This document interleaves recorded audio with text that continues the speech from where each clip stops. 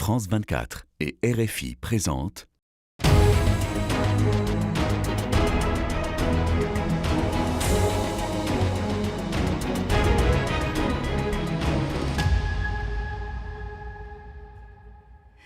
Bonjour à tous, merci de nous rejoindre pour Ici l'Europe sur France 24 et Radio France Internationale. En cette semaine où la Hongrie s'est débarrassée de Viktor Orban après 16 ans et où les Européens ne savent toujours pas sur quel pied danser avec Trump au Moyen-Orient, eh bien nous avons le plaisir de recevoir aujourd'hui pour grand invité Thierry Breton. Bonjour. Bonjour. Je rappelle que vous êtes ancien capitaine d'industrie, ancien commissaire européen au marché intérieur. Vous avez été d'ailleurs un commissaire très vocal sur le bon respect des règles de l'Union européenne. Comment vous jugez aujourd'hui la réactivité de notre Union européenne face à une guerre au Moyen-Orient qui l'affecte, mais à laquelle elle ne prend pas part? Depuis un certain nombre d'années, Benjamin Netanyahou essayait de convaincre les présidents des États-Unis successifs, il est là depuis longtemps, de le rejoindre dans une guerre contre l'Iran.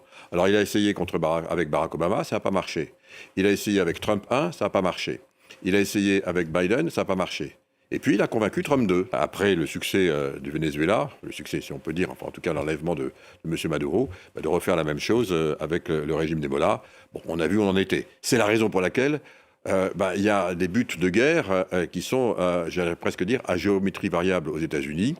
Et ce qui fait que, oui, nous, Européens, nous ne sommes pas concernés. On n'a du reste été ni, informés, ni consultés de cette guerre. Alors, comme chaque semaine, nous allons vous proposer quelques morceaux choisis de l'actualité européenne. C'est l'Europe en bref avec Oyana Almandoz. Le cinéma européen à l'honneur au Parlement de Bruxelles. Le prix Lux revient cette année au film Sorda de la réalisatrice espagnole Eva Libertad. C'est l'histoire d'une mère sourde qui élève un enfant dans un monde inadapté à son handicap.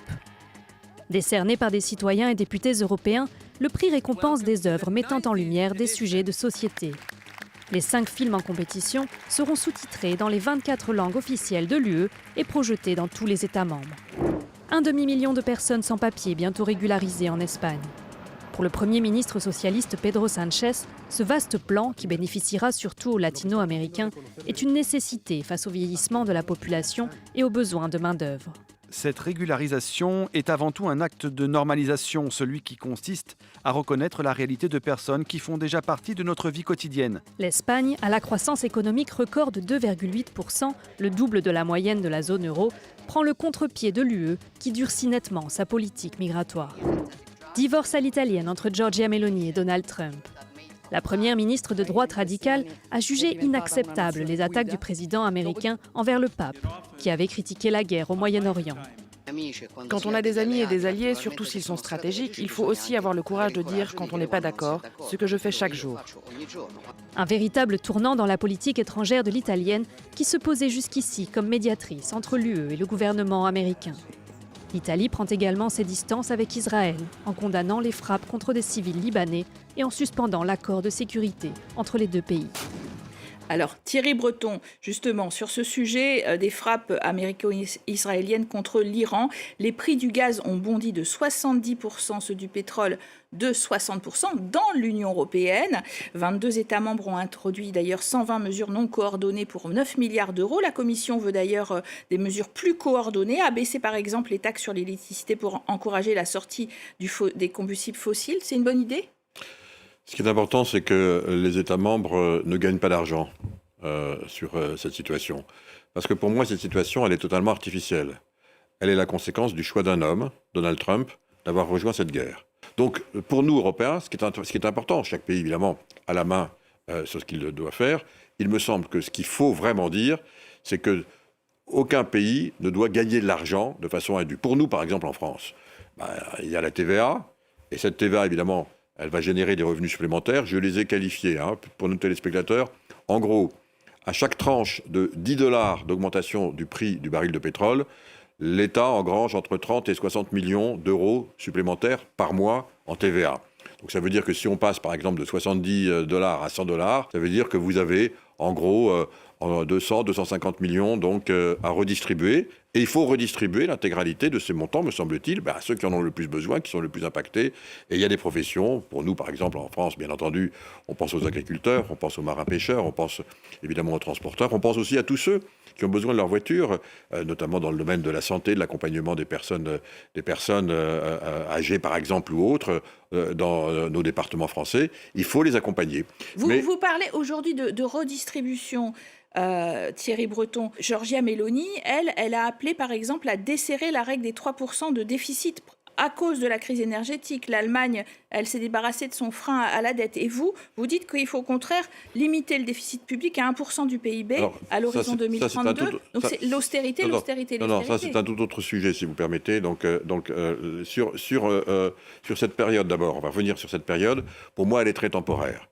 Et je ne suis pas de ceux qui croient qu'elle va durer, j'espère que je ne me trompe pas, mais elle est temporaire parce qu'encore une fois, elle est artificielle.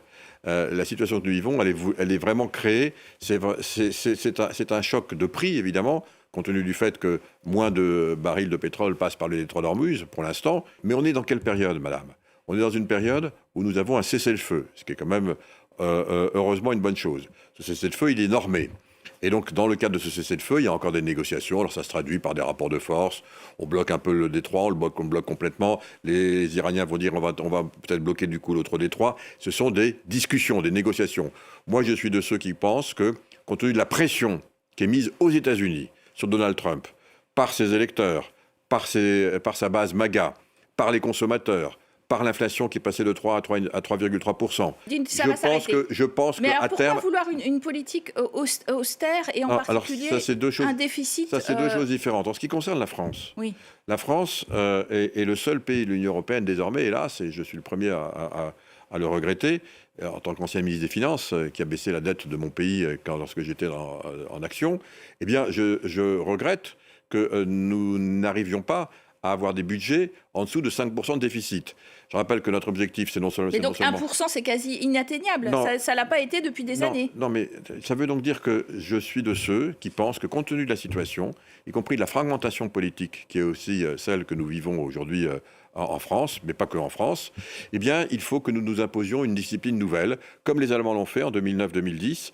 Ils se sont imposés une règle d'or, bien qu'ils soient en coalition, y compris avec des sociodémocrates qui l'ont proposée, qui l'ont votée. Cette règle d'or, elle dit en Allemagne qu'on s'interdit d'avoir des budgets en déficit.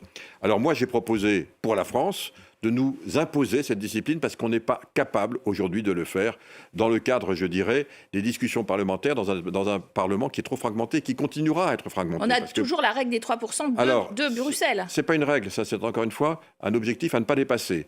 Et donc ce que je dis, c'est qu'il va falloir, c'est ce que je propose en tout cas, c'est que je propose que nous fassions comme les Allemands, c'est-à-dire nous imposer une sorte de rigueur, non pas à 0 pour nous, mais à 1% de déficit. Pourquoi 1% ? Parce qu'on a des dépenses supplémentaires par rapport à d'autres, y compris par le fait que nous finançons l'intégralité de notre dissuasion nucléaire, qui peut du reste être utile à d'autres pays, même si ça reste évidemment à la seule main française.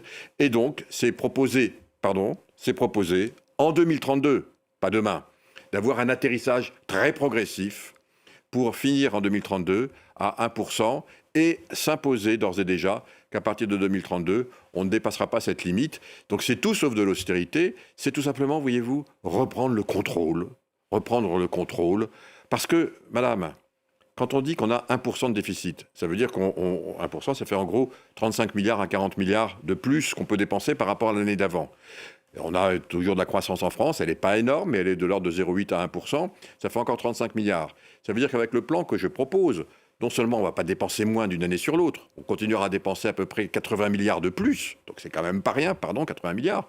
Mais surtout, n'oubliez pas qu'aujourd'hui, compte tenu de notre situation, nous avons 3 500 milliards de dettes, et donc à partir de 2029, on va payer plus de 100 milliards par an d'intérêts, de taux d'intérêt. Ces taux d'intérêt, on les paye plus cher que les autres, parce qu'il y a une prime de risque aujourd'hui sur la France, parce qu'elle n'est pas capable de tenir ses objectifs. Donc si on fait ce que je propose, il faut évidemment avoir les 2 tiers du Congrès, mais je vois l'ensemble des chefs de parti aujourd'hui pour les convaincre que c'est la bonne solution. Chacun ensuite derrière pourra faire ce qu'il veut.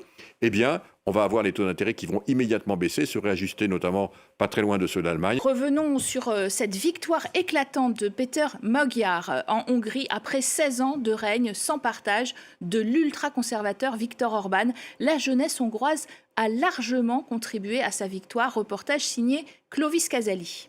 Des affiches électorales encore en place, mais le nouvel homme fort du pays est déjà connu. Péter Magyar et son parti, le TISA, ont triomphé lors du scrutin législatif.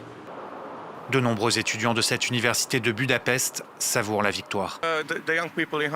Les jeunes en Hongrie sont très heureux parce que ce sera la fin de la crise démocratique et de la corruption. On a changé de système. Le système Orban durait depuis 16 ans. On a grandi dans ce système et on est très heureux parce que tout va changer. Face au Premier ministre sortant Viktor Orban, allié de Moscou et soutenu par Washington, Magyar s'est posé en candidat du rapprochement avec Bruxelles. Comme beaucoup de Hongrois, ces deux étudiants sont fiers d'être européens. Mais dans la famille d'Edmond, l'élection a laissé des traces. Mon père vote depuis 16 ans pour Orban. Le jour de l'élection, il était outré. Depuis, il ne me parle plus. C'est très dur, mais moi, je vais à l'université pour comprendre les choses.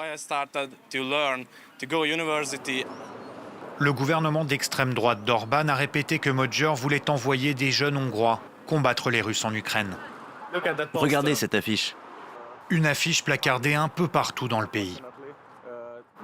Là, il y a Péter Magyar et Zelensky. En dessous, il est écrit « Ils sont dangereux, il faut les arrêter ». C'est typique de leur propagande. Les sondages montrent que près des 2/3 des jeunes Hongrois ont voté pour Péter Magyar.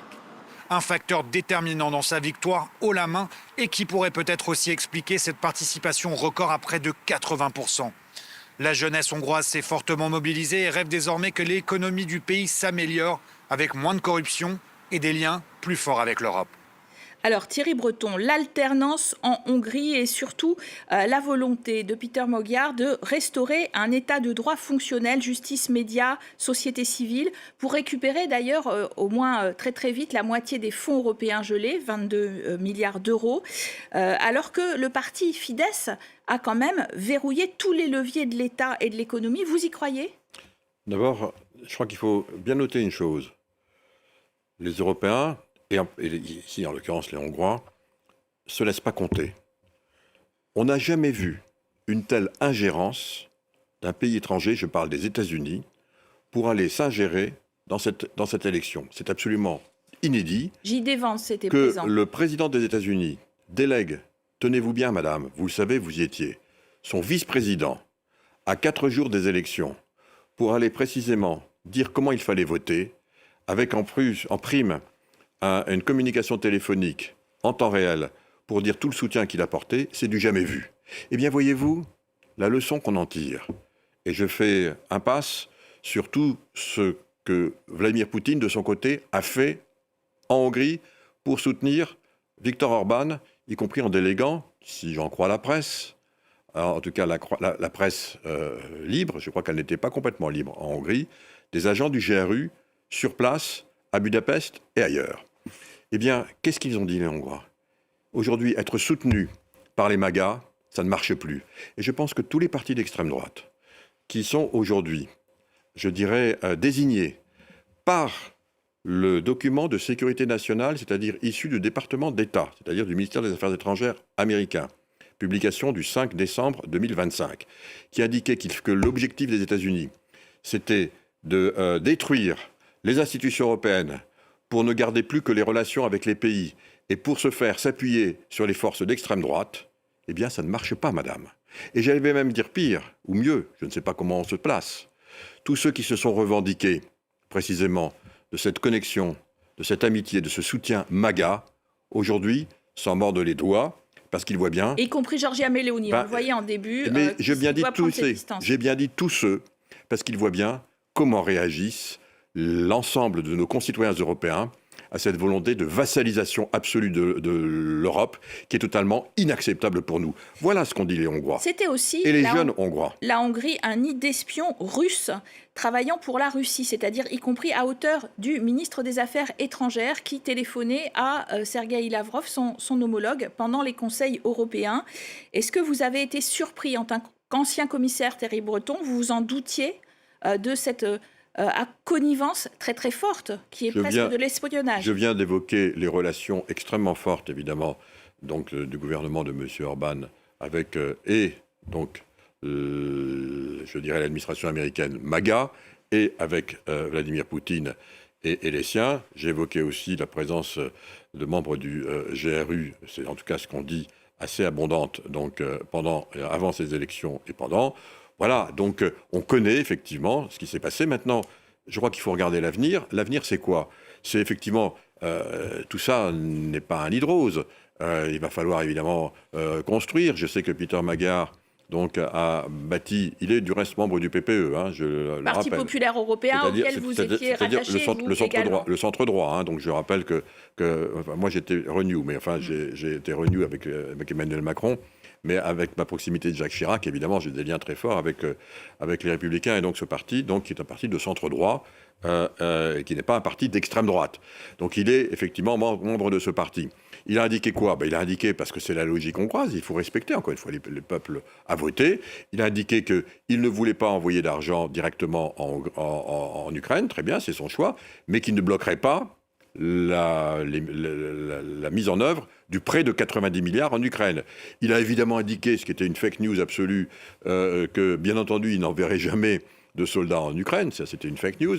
Il a indiqué également, comme son prédécesseur, qu'il ne souhaitait pas envoyer d'armes, c'est son droit le plus strict, mais qu'il ne bloquerait pas, évidemment, les initiatives européennes. Derrière, il va falloir quand même maintenant s'atteler, un peu comme M. Donald Tusk en Pologne essaye de le faire dans un système compliqué, parce qu'il y a un président qui est issu, évidemment, du FIS, et lui est aussi PPE. C'est compliqué de changer, évidemment, plusieurs années de FIS en Pologne. Ce sera compliqué, évidemment, de changer plusieurs années de Fidesz en Hongrie. Mais la différence avec M. Donald Tusk, c'est que Peter Magyar, lui, il a la majorité des 2/3 à la Chambre, ce qui va lui donner le moyen de faire beaucoup plus, sans doute plus rapidement, plus efficacement. Mais voilà, on est maintenant dans une nouvelle phase politique. On termine sur cette note d'espoir. Merci Thierry Breton, merci à vous de nous avoir suivis. Restez bien sûr sur France 24 et Radio France Internationale, l'actualité continue.